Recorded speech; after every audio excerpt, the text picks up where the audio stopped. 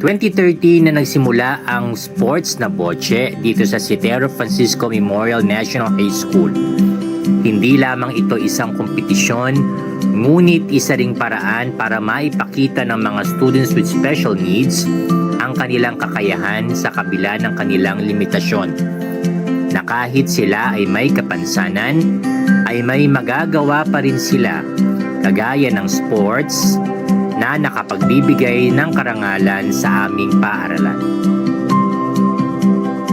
Panoorin ang aming kwento dito sa Kwentong Kabarangay.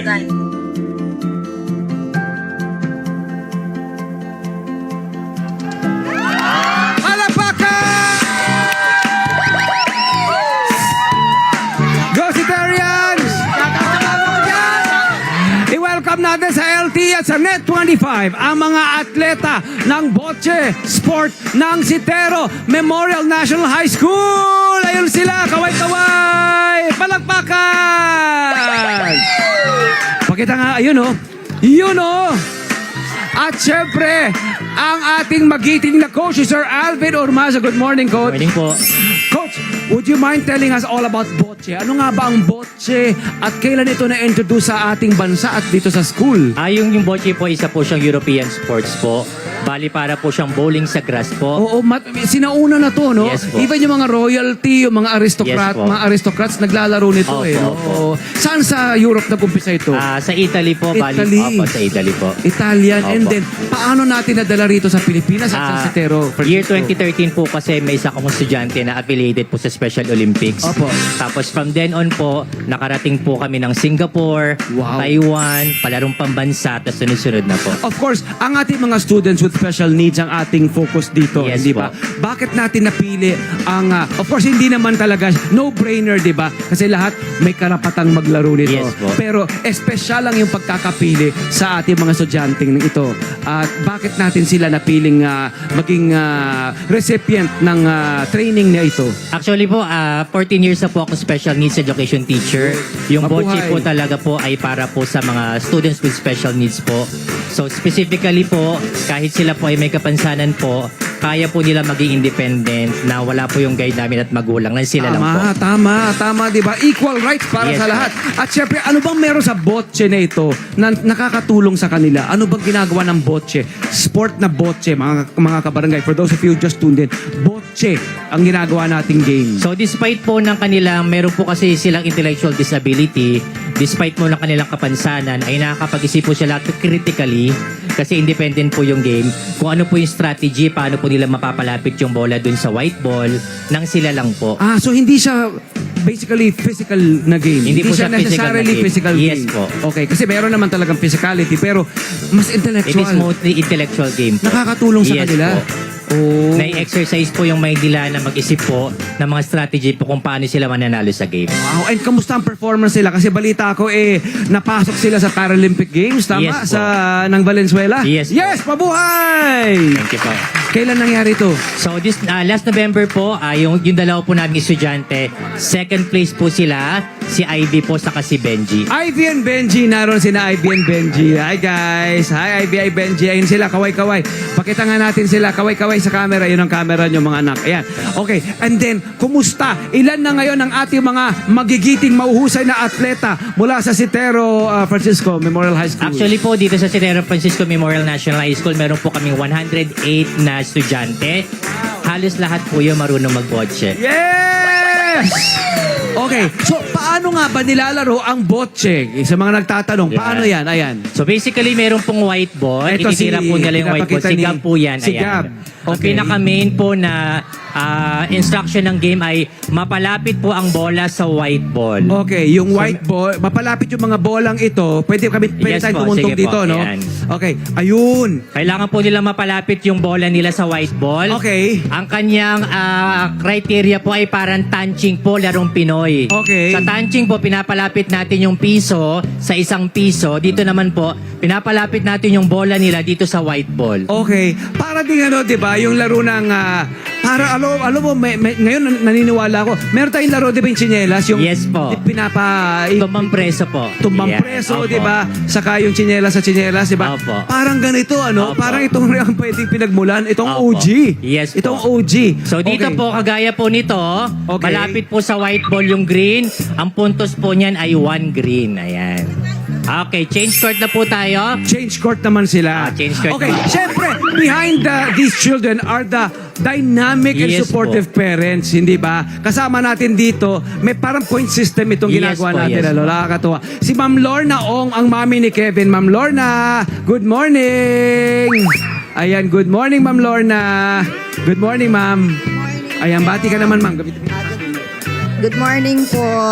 Ayan, Mami, ano ba ang masasabi nyo sa inyong anak na si Kevin at sa mga atleta natin?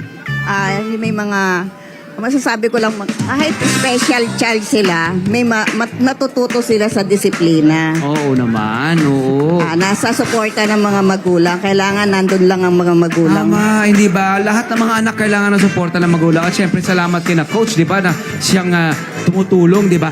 Ano ba? Malaki ba ang naging tulong, naging epekto nito sa kanilang pag-aaral? Mas na-inspire ba sila? Oo po. Kasi po si Kevin nung araw, buong compound na to, nilalakad lang niya yan. Mula first floor hanggang third floor, palakad-lakad lang siya. Wala Okay. siyang ginawa. Nung na-introduce sa amin yung botche, nagkaroon siya ng disiplina. Oo. Sumusunod na siya sa mga teacher. Mas may focus. Nakaka-focus na siya. Hindi katulad nung araw na talagang buong compound na to. May challenge din, may Ay, mga ang hirap. struggles din. Iniikot niya yan hanggang third floor. Palakad-lakad lang siya. Wala siyang ginawa. Puro ganon lang. Kaya nung natuto siya sa sports, nagkaroon siya ng disiplina sa sarili. At saka meron silang parang meron silang outlet para sa kanilang nasa stress ang mga bata sa Totoo- pag-aaral, hindi ba? totoo po yun. Siyempre, yung high school life, 'di ba? Yung buhay ng kabataan, may stress din yun. So, meron silang outlet, hindi ba? No, coach, no? Yes. Ayan.